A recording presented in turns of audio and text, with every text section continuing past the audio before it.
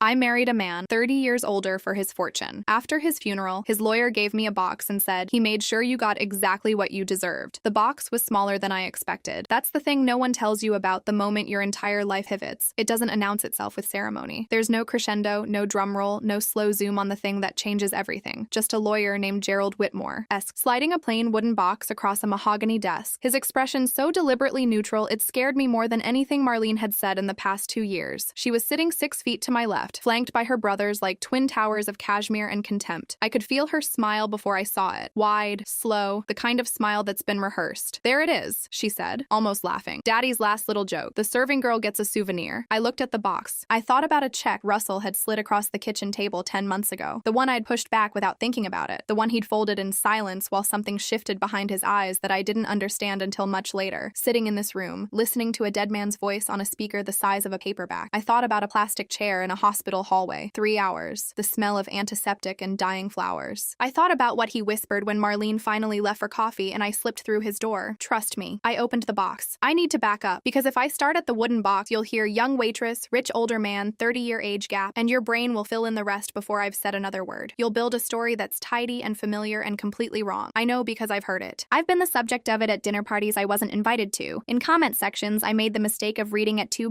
in the morning when the grief and the sleeplessness had worn my judgment down to something raw. I've heard it in the exact register Marlene used the first time she saw me standing in her father's house like I lived there, which I did, because I did. "So you're the new project." That was her greeting. At our engagement party, I was standing near the fireplace in a dress I'd saved 3 paychecks for, dark green silk, secondhand, but the kind of secondhand that doesn't announce itself, holding a glass of champagne I'd barely touched, and she looked me over the way you look at something that's gotten into the house and you're deciding whether to deal with it now or wait until morning. I smiled. "Lovely to meet you too." She spent the rest of the evening watching me, cataloging, I realized later, tallying, every fork I picked up, every conversation I entered, every time I touched Russell's arm. She was building a case. I'd been working at Oleander's for 4 years when Russell Hale walked in. I want to be precise about this, because the mythology that formed around it later was frustrating in its inaccuracy. He wasn't my regular customer. I wasn't his server that first night. He came in with a group of colleagues for a charity fundraiser dinner, a medical research benefit, I think. Or maybe it was arts education. The evenings blur together after enough of them. And I was carrying a tray of smoked salmon canapes across the room when someone at a table near the window said something that made me laugh. A real laugh. Unguarded. The kind you can't perform on command and can't entirely suppress when it arrives. I didn't notice the man watching from across the room until I turned and nearly walked directly into him. He stepped aside, apologized immediately, hands up, the universal gesture of a man who understood that I was the one carrying things and therefore had the right of way. Then he said, without preamble or apparent self-consciousness, "That's the best thing I've seen all week." He meant the laugh. I thanked him, slightly baffled, and kept moving. He tipped the staff generously at the end of the night. I noticed because the hostess mentioned it. He came back the following Thursday. He sat in my section and ordered the salmon, same thing he'd had at the fundraiser. And when I brought it, he asked me how my evening was going in the specific way that meant he was actually curious. He came back the Thursday after that, and the Thursday after that. For 6 weeks, he sat at table 4 and ordered the salmon and asked me questions that weren't small talk. Not, "Where are you from?" or "Do you have a boyfriend?" Questions that went somewhere. What did I read? What did I think about? What did I want my life to look like in 10 years? I told him, on week 4, about the paralegal certification I was 3 months from completing. Evening classes, twice a week, for 18 months. He didn't look surprised. He looked like he'd already guessed, or perhaps already known, in the way he seemed to know things about me before I'd said them. "You're going to be formidable," he said, just like that. Sitting at table 4 with a glass of Bordeaux he never finished, like it was simply a fact about the future he was reporting. I was 31. He was 63. I know how that sentence lands. I knew how it landed then too, and I spent a significant amount of time in those early weeks arguing with myself about it, running through the optics, the incentives, the reasons a cynical observer would construct from the outside looking in. I'm not naive. I grew up without much. I knew what gold digger sounded like, and I knew it was the first word that would form in people's mouths when they heard about us. But here's the thing that's hard to explain to someone who hasn't experienced it. There is a specific feeling that comes from being truly seen by another person. Not assessed, not desired in the surface sense, not found useful. Seen. The way you see a painting for the first time and recognize something in it that you didn't know you already knew. I'd spent enough years being invisible. Not dramatically, not traumatically, just the ordinary invisibility of being a woman doing a service job in her 30s, that when it finally ended, I recognized it immediately. We dated for 8 months before he proposed. I said yes because I loved him. I need you to hold on to that. Not because I think it'll change your mind if your mind is already made up, but because it's the only version of events I know how to live inside. His children did not receive the news with grace. Marlene, 44, vice president of operations experience at Hale Group, had inherited her father's precision and none of his warmth. She was the kind of competent that leaves no room for softness. Derek, 41, handled the legal side of the business with a methodical thoroughness that, in another context, might have been admirable. Paul, 38, was quieter than the others, less openly hostile, but the hostility was there, just further beneath the surface, like ice. They were a unit, a closed system. They circled their wagons the moment Russell announced our engagement, and they never opened them back up. At our wedding, Marlene cornered me near the staircase during the cocktail hour. Her perfume was expensive. Her posture was perfect. Her voice dropped to a register calibrated not to carry. "You think you're getting the house," she said, her eyes flat and certain. "You'll get nothing. You hear me? Nothing." I had no answer for that. Not because she intimidated me, or not only because of that, but because I genuinely hadn't thought about the house. Not once. I was thinking about getting through the rest of the day without crying from happiness or terror. I was thinking about the salmon course and whether the wine would hold out. I was thinking about 100 ordinary nervous things, not the house. Russell appeared behind her. I didn't hear him come. I don't know how long he'd been standing there. His expression was the one I'd come to call his serious face. Very still, very quiet. The face he made when something important was happening and he was deciding what it meant. "She'll get exactly what she deserves," he said. His voice was even, soft, completely unreadable. Marlene's smile spread like something she'd been holding in reserve, like she'd won a point. I spent the rest of my own wedding reception with something cold sitting in my stomach, trying to work out what that sentence had meant, and failing. The diagnosis came on a Tuesday in November. We sat across from Dr. Anika Sharma in her office at Northfield Medical Center. She'd been practicing thoracic oncology for 17 years, her diplomas visible on the wall behind her in a row that suggested she was the kind of person who'd been working toward this moment her entire professional life, and she told us with the particular careful gentleness of someone who has delivered devastating news enough times to have developed a real technique for it, that the cancer was stage 4 and non-small cell, and that they hadn't caught it earlier because it had been hiding, as this kind does, very quietly, until there was nothing left to hide. 6 weeks, she said, give or take. Russell asked 2 questions. He asked if he'd be in significant pain, a logistical question, organized and calm, and he asked if he could have a few days before his children were notified. Dr. Sharma said yes to both. The palliative team would manage his comfort. The notification was his right. I held his hand through the conversation, and I looked at the fluorescent light above us, which flickered once and then held steady, and I thought about how 7 days ago we'd been arguing about repainting the study, about whether the green was too dark or exactly right. I thought about how small that argument felt now, and how I would trade a lot of things for another hour of it. We drove home in silence. Russell looked out the passenger window at the November streets, bare trees and wet pavement, and the ordinary machinery of a Thursday afternoon, and I didn't try to fill the silence because there was nothing to fill it with. He told the children 3 days later. He made the calls himself, sitting in the living room while I stayed in the kitchen pretending to read something on my phone, listening to the specific neutral tone he used, not cold but contained, while he explained what the doctor had said. Each call lasted less than 5 minutes. When he hung up from the last one, he sat very still for a moment. Then, "I need to see Gerald tomorrow. Gerald Whitmore, senior partner at Whitmore, Beck and Associates, 30 years in estate and probate law." He'd handled the Hale family's affairs since Derek was in grade school. I didn't ask what they'd discuss. It wasn't hard to imagine. That night, after Russell fell asleep, I sat at the kitchen table and looked at the checked tablecloth we'd bought at a farmer's market in September, a Sunday, warm for September. Russell had complained about his back and bought me a bag of plums, and I tried to find some version of the future that wasn't the one that was coming. I couldn't locate it. So I made chamomile tea and sat with the dark in the backyard through the window, and I made a decision, very quietly and without drama, that the only thing available to me was to be here, fully, for however long we had. The next morning, Russell came to breakfast in his robe, sat across from me at the checked tablecloth, and slid a check across the table. I looked at it. It took me a second to process the number. A lot of zeros. More than I'd made in 5 years of working at Oleander's. "It's enough to start over somewhere else," he said. His voice was careful the way it got when he was trying not to show what he was feeling. "You're 31. You have the certification now. You have a whole life to build." He was giving me an exit. A clean, funded, consequence-free exit. I looked at the check for a long time. "I don't want your money," I said. "I want you." He was quiet. He picked up the check, folded it, and put it in the pocket of his robe. His face did something complicated that I recognized later, after everything, as relief. I didn't know then that he'd already visited Gerald twice that week. I didn't know there was a will being drafted, and then revised, and then drafted again. I didn't know that what I'd just said had been, in some way Russell understood and I didn't. A moment he'd been waiting for. Not a test. He wasn't that calculated, but a confirmation of something he'd already believed. I also didn't know yet that I was pregnant. The next 6 weeks compressed in the way time compresses when you know it's finite. Each day vivid and too fast, each night long. There were good stretches. Mornings when he felt strong enough to sit on the back porch and drink real coffee instead of the decaf the palliative nurse recommended, and described to me in detail a trip to Portugal he'd thought about for years and never taken. A specific hotel in Porto he'd read about, a specific view from a specific window he wanted to see. He described it so clearly that I can still picture it. I've never been there. Someday someday I might go. There were harder stretches that I'll keep private because they belong to him. Marlene arrived 12 days after the diagnosis with a rolling suitcase and a carefully calibrated air of competence that said, without stating, that she was now the organizational center of her father's final chapter. She coordinated with Dr. Sharma's office. She managed the visiting nurse rotation. She kept meticulous notes in a small leather planner with his initials embossed on the cover, a gift, I think, or perhaps something she'd simply claimed. With the same efficiency she directed toward his care, she began to reduce my presence in the household to something ambient and ignorable. Phone calls with his doctors that didn't include me. Decisions about his schedule made while I was out. The visiting nurse, a steady woman named Berta, who'd been coming 3 mornings a week, gave me a look one afternoon over her clipboard that communicated more than a professional in her position could afford to say. I didn't fight any of it. I remembered what Russell had whispered. Don't fight them. I was 3 weeks pregnant when I found out. The morning sickness had seemed like grief. They share a texture, it turns out, the nausea and the inability to eat and the way the body insists on processing something the mind isn't ready for. I'd dismissed it for 2 weeks before I found myself in the CVS on Millbrook Avenue at 7:15 in the morning, standing in the aisle with a test in my hand and a pharmacist named Carol, her name tag in purple pen, lowercase, Carol, who handed me a paper bag with the kind of matter-of-fact steadiness I didn't know I needed. I didn't tell Russell that night. I sat with it for 2 days, the way you sit with something that's going to change everything and you're not sure yet into what. I turned it over. I tried to understand what it meant inside the context of a diagnosis and 6 weeks and a man who was getting smaller and more careful by the day. When I finally told him, on a Wednesday afternoon, when Marlene and the brothers had taken themselves to lunch, one of the rare hours the house was quiet, he did not look surprised. He smiled. Not the composed public-facing smile he wore at dinners or charity events or when someone was watching, the real one. The one that came from somewhere underneath everything and made him look, for a moment, entirely like himself. I know, he said. I stared at him. Gerald made an appointment, he said. I wanted to confirm before I said anything. I didn't want to get ahead of things. He'd guessed, or known in the particular way he knew things about me before I'd said them. He'd booked the appointment himself before I'd taken the test, because he'd seen something I hadn't yet seen about myself. Does Marlene? No. His hand tightened on mine. Not yet. 2 weeks before he died, I arrived at Northfield Medical Center at 11 watts in the morning and found Marlene stationed in the corridor outside room 412, like she'd been there long enough to consider it a post. He's resting, she said. Her voice was perfectly flat. He doesn't need a scene. There was no scene. There was no scene to have. I was his wife, coming to see my husband in the hospital where he was dying, and she was standing in a hallway telling me to go away. I sat in that corridor for 3 hours, on a plastic chair outside his room, while the hospital went about its business around me, nurses changing shifts, a food cart rattling past, a family huddled at the other end of the hall with the particular stillness of people who are waiting for news. And I sat with my hands in my lap and I thought about what "don't fight them" had meant, and whether this was what he'd meant by it, and whether he'd known this specific moment was coming. When Marlene finally left for coffee at 2:15 p.m., when I walked through the door, he was pale, smaller than he'd been the week before, the way illness makes people smaller in increments that don't register until you've been away for a few days. But his eyes were clear and he knew I was there. He squeezed my hand. He said 2 things. Don't fight them, and then, trust me. I thought we had more time to talk about what those meant. We didn't. St. Bartholomew's was full on the Thursday of the funeral. Cold and gray and perfectly still outside. The kind of January day that is only weather. No metaphor in it, though people reach for one anyway. 300 people in the pews, maybe more. Russell had been a significant man in the city. Not loudly, not famously, but the kind of man whose absence leaves a specific shape in the infrastructure of things. Marlene and Derek and Paul stood together at the front in matching black coats. A unit, as always. People I'd met at his dinners, at charity events, at our own wedding 12 months ago, circled to offer condolences and drifted past me like I was an installation, a piece of furniture moved to an inconvenient location that everyone is navigating around without acknowledging. I stood beside the casket alone. I cried because I loved him. I cried because grief is loneliest when it's contested, when you're mourning someone and simultaneously performing proof that you have the right to mourn, that your loss is real and not a performance, that the woman in the dark green dress at the front of the church is sad because her husband died and not for any other reason. Thank you, that's the truth, whether you choose to believe it or not. Not one single person in that room believed it. After the last guest filtered out, Gerald Whitmore touched my elbow. 71 years old, silver-haired, the kind of face that had been carefully trained over 5 decades not to reveal what it knew. 9 o'clock tomorrow, he said. Russell's instructions are to be delivered in person, with the children present. I nodded. He paused, his hand on my elbow. He asked me to pass on one final message. A breath. Trust him. I arrived at Gerald's office on Meridian Street at 8:52 the next morning. His assistant, Dana, late 20s, careful, the kind of professional competence that reads as warmth, handed me a coffee without being asked and gave me a look that I understood to mean, I know more than I can say, and I think you're going to be okay. Marlene was already seated when I walked into the conference room, brothers flanking her on both sides. The geometry of the 3 of them was so practiced it might have been choreographed years in advance. Maybe it had been. She looked at me the way she'd always looked at me. That specific evaluation, that calculation encapsulation of everything I wasn't and everything she was. The serving girl, the project, the thing that had gotten into the house. How generous of you to come, she said sweetly. When exactly are you planning to vacate our father's property? I sat down across from her and didn't answer. Gerald entered and settled into his chair. Dana placed a sealed envelope, a legal folder, and the small wooden box on the desk. No will visible. Marlene's smile spread the way it had been building all morning, like something she'd had ready for a long time. There it is, she almost laughed. Daddy's last little joke. The serving girl gets a souvenir. Gerald pushed the box toward me first. The room was quiet enough that I heard the clock on the credenza behind him tick twice. I opened it. Inside, a folded letter and an old photograph. Marlene snorted. I looked at the photograph. It was me, at the charity dinner at Oleander's 4 years ago. I was mid-step, carrying the canapé tray, caught in the middle of a laugh so complete it had taken over my whole face. Completely unaware anyone had a camera. The charity logo was faintly visible in the corner of the frame, slightly out of focus. Someone had been watching from across the room that night from the very beginning. From before my name, I opened the letter. Russell's handwriting, precise, slanted, entirely his. What does it say? Marlene demanded. My eyes blurred. I kept reading. What does it say? She reached across the desk. Gerald's hand came down flat between hers and the letter, firm and cold. The letter is private. Your father was explicit on this point. Then read the will. Gerald broke the seal on the envelope. The sound was small and final. He began to read. Marlene's smile held through the first page. By the third, it was slipping. Her jaw tightened. Derek stared at the window. Paul seemed to be calculating something. Skip ahead, she said, edge in her voice now. The house. Who gets the house? Gerald looked up over his glasses. The primary residence, the full estate, and controlling interest in Hale Group are bequeathed to his wife. The surviving children each receive structured trust allowances subject to conditions outlined in Exhibit C. He paused. Any legal challenge to the terms of this will result in automatic and complete forfeiture of the trust share. This clause was executed with Mr. Hale in full possession of documented sound mind, witnessed by 2 independent parties, and certified by Dr. Annika Sharma, MD, on November 19th. He'd thought of everything. Of course he had. Marlene came out of her chair so fast it hit the wall behind her with a crack that made Paul flinch. She manipulated him. He was sick. He was facing his own death. He was lonely, and she knew exactly how to position herself. She crawled into his life, and he knew, I said. She stopped. The room stopped. What? I read from the letter. My voice was steady. I hadn't expected it to be, but it was. I watched you refuse my check the night before the doctor called. You said you needed only me. You did not know at the time that you were already carrying our child. Dead silence. Marlene's mouth opened. Worked. No sound. She trapped him, she finally said, low, almost to herself. A baby. He was 63. She engineered this. She planned this. He booked the prenatal confirmation appointment himself, I said, before I'd taken a test. The appointment date is in Gerald's file. Check it against the date I would have known. Gerald nodded once. Slowly. He had the file. He'd had it for months. Derek said it quietly, almost not to the room. You're pregnant. Yes. Marlene stared at the letter on the desk as if it had bitten her. For the first time in 2 years of knowing this woman, 2 years of wrong fork and serving girl, and you'll get nothing, you hear me nothing, she had nothing to say. The architecture of her contempt had rested on a foundation that was no longer there. I picked up the box, the photograph. I folded Russell's letter and put it in my coat pocket, against my ribs. I stood. Nobody moved. I was 3 steps from the door when Gerald's phone rang. He answered it. His face changed, a small, controlled shift behind his eyes. The expression of a man receiving information that restructures something structural. Ms. Elena. His voice was careful, deliberate, slower than his normal cadence. You need to sit back down. I turned. He set the phone flat on the desk so every person in that room could hear the silence it was making. There's a second will. Marlene's breath came in sharp and audible. Russell filed it, Gerald said quietly. The morning after this one. The room tilted. Gerald asked Dana to bring water. 4 glasses. Nobody touched them. He explained it methodically, the way a man of his experience explains something that requires its full dimension to be understood. Russell had executed the first will on November 18th. Comprehensive. Legally airtight. Witnessed. Certified. The will that had just been read. The one with the estate, and the house, and the trust conditions, and the forfeiture clause. On November 19th, the morning after, the same morning Dr. Sharma had certified his mental competence for the first document, Russell had returned to Gerald's office alone, not to revise anything, not to add or remove provisions. He'd filed a second document, a letter, notarized and properly attested, with 2 independent witnesses, addressed specifically to his children, to be held until the reading of the first will had been completed with his wife present in the room. He had designed a sequence, a specific, deliberate, irreversible sequence. The box first, with the letter and the photograph, the will second, then this. Gerald slid the second document to the center of the table, 3 pages. Russell's handwriting on the first, typed and witnessed on the second and third. You don't have to read this here, Gerald said to me. Yes, she does, Marlene said. Her voice had gone very quiet. The armor had somewhere to go. The anger beneath it had nowhere left. I picked it up. He'd written my name at the top. Not my wife, not just Elena. My full name, the way you address someone when you want to be sure there's no ambiguity about exactly who you're talking to. He wrote about the night at the restaurant, the laugh. He wrote that he'd told Gerald about me the following Monday, before he'd introduced himself to me, before we'd had a conversation, before he knew my name, and that Gerald had told him he was being ridiculous. He wrote that Gerald had been wrong wrong, but that he'd forgiven him. He wrote about the Thursday dinners, the salmon, which he admitted he'd never particularly liked. He wrote about the evening I'd described, over the remains of a dessert neither of us had finished, what it felt like to be invisible. Not complaining, he noted, just describing it, the way you describe the weather, as a condition of things. He wrote that he'd driven home that night and sat in his car in the garage for 12 minutes before going inside, because something had shifted in his understanding of what loneliness was and what it did to people, and he needed a few minutes before he trusted himself to act normally. He wrote about the check, how he'd had Gerald's office prepare it because he'd believed for a brief period that love required offering an exit, a clean, funded exit, because you couldn't trust what someone stayed for unless you'd shown them the door. He wrote that when I pushed it back, he felt something that he tried to describe in 3 different ways and crossed out twice before settling on certainty. He wrote that the will had been revised twice before that night and that my answer didn't change its contents. It changed his understanding of what was already in it. He wrote about the baby, how he'd suspected before I knew, from small things, the kind of small things he noticed about me because he'd been watching me carefully for 4 years, how he'd sat with the suspicion for 2 days, turning it over the way he turned things over, slowly, from every angle without rushing, and how what he felt was not complicated, grateful, the deep structural kind that rearranges the architecture. The second page was typed, formal, witnessed by Gerald and Dana. He wrote about Marlene, about Derek, about Paul. He wrote that he loved them, that this document was not a condemnation, he was precise about that, but that he had watched, across 2 years of a marriage he had entered with full deliberation, as they treated a woman he loved as an obstacle to be managed and eventually removed. He wrote that he had offered each of them privately multiple opportunities to behave differently. He specified the dates. He wrote that he had been standing at the top of the staircase at their wedding when Marlene had spoken to me near the foyer, that he'd heard every word, that he had chosen in that moment not to intervene, that it had been his mistake, and he was sorry for it, and he'd carried the apology. He wrote that he had reviewed, at Gerald's request, a series of emails Derek had sent in October to a second attorney, not affiliated with Whitmore, Beck, and Associates, exploring legal grounds to challenge the marriage on claims of undue influence and cognitive impairment. He wrote that these emails had been provided to Gerald by a source he would not name, and that the legal foundation for the claim was, in Gerald's professional assessment, entirely without merit, but that the fact of them told him what he needed to know. One sentence near the bottom of the second page was addressed directly to Marlene. Gerald read it aloud when my voice didn't work anymore. You told her she would get nothing. I needed you to understand that love is not a transaction, and that the people who mistake it for one tend to end up with the least of it. Marlene stood very still. Her brothers were not looking at her, not at each other, at the table, at their hands, at the window, at anywhere that wasn't her face. The third page was an amendment to the estate terms. Gerald walked me through it. A charitable foundation, already established and seated with a specific sum I'll keep private, to be administered by me and a board of independent trustees selected by Gerald's office. Its purpose? Grants and support for women in workforce transitions, paralegal certifications, legal aid access, re-entry programs, educational scholarships. Russell had named it. He'd named it after the charity dinner where someone had taken a photograph of a woman mid-laugh without her knowing, and kept the photograph for 4 years because it was the most honest thing he'd seen. Gerald set the pages down. He looked at me. There is one final item. Russell left a recorded message. He recorded it in his study in December, 3 weeks before he passed. He asked that it be played at the conclusion of this meeting, in this room, with everyone present. Dana placed a small Bluetooth speaker on the table. Nobody objected. Nobody in that room had any objections left in them. The recording began with a sound I hadn't heard in 6 weeks, and hadn't realized how completely it lived in me until that second. The sound of him clearing his throat before he said something important. The particular small sound of Russell Hale about to speak. Then his voice. Precisely him. The cadence, the register, the specific way he paced a sentence. All of it. My throat closed. Gerald, you can switch that off now. I think they've heard enough from me at this point. A pause that felt like a smile. Elena, you know what I want to say. I'll say it anyway, because I have been given approximately 11 minutes of recording time, and I find I have no better use for it. I love you. I loved you from across a room before I knew your name, which should probably tell you something about the reliability of that kind of knowing. I love whatever that child turns out to be. I love that you pushed the check back across the table. I love that you sat in that hallway for 3 hours because I asked you not to make a scene, and you didn't, and it cost you something, and you did it anyway. I'm sorry about the 3 hours, for what it's worth. I should have handled that differently. I didn't. I'm sorry. A breath. I tried to set things right, in the order they needed to be set right, in the way I thought would hold. I hope I got it right. I believe I did. I usually do. A pause long enough that I thought the recording had ended. It hadn't. The salmon at Oleander's was never very good, for the record. I ordered it every week because I liked the way you said good evening when you came to the table. Take care of yourself. Take care of, well, you know what I mean? The recording stopped. The room was completely quiet for a very long time. I didn't speak to Marlene that morning, not as I gathered my things, not as Gerald walked me to the lobby, not as Dana handed me my coat with both hands like it was something that mattered. He came in to record that himself, she said quietly. He wouldn't let anyone assist him. He said he wanted to do it properly. I stood on the sidewalk outside Whitmore, Beck and Associates on Meridian Street in the January cold, and I held the photograph in my hands. Me, mid-laugh, a tray, 4 years ago, caught by someone who was already paying attention. I put it in my coat pocket. I have a daughter now. She's 8 months old, and she is exactly the person you'd expect from the two of us. Precise and curious and completely uninterested in performing for anyone else's comfort. Her name is a conversation I'll have with her when she's older, when she's ready for a story told in layers. She has his eyes, the patient, particular ones that look at a room and see what's actually in it. Marlene did not contest the will, neither did her brothers. The forfeiture clause in Exhibit C was carefully constructed, and Russell had been, in this, as in most things, thorough. Gerald told me 4 months later that Derek's second attorney had reviewed the document and advised against proceeding. He described the advice as unambiguous. The foundation made its first grant 7 months ago. 23 women, paralegal certifications, 2 full scholarships, legal aid retainers for 3 women in the middle of custody cases that shouldn't have been as hard as they were. Russell had seeded it with more than I'd expected. He always gave more than you expected, quietly, without making an event of it. I go back to Oleander's sometimes, not to the section where I used to work, to the bar, which has 6 seats and good light in the afternoon, and a view of the whole room. I sit and drink coffee and watch the room go about its business. People mid-conversation, mid-laugh, mid-something they don't know anyone is noticing. I think about a man who stood across a room one evening and decided something before he had any reason to, before a name or a conversation or a single fact about me, beyond what he could see from where he was standing. I think about the check on the kitchen table, the folded letter in my coat pocket, the box that was smaller than I expected. I think about trust. His instructions, both times the same too, were don't fight them and trust me. He made sure I got exactly what I deserved. He was right about most things.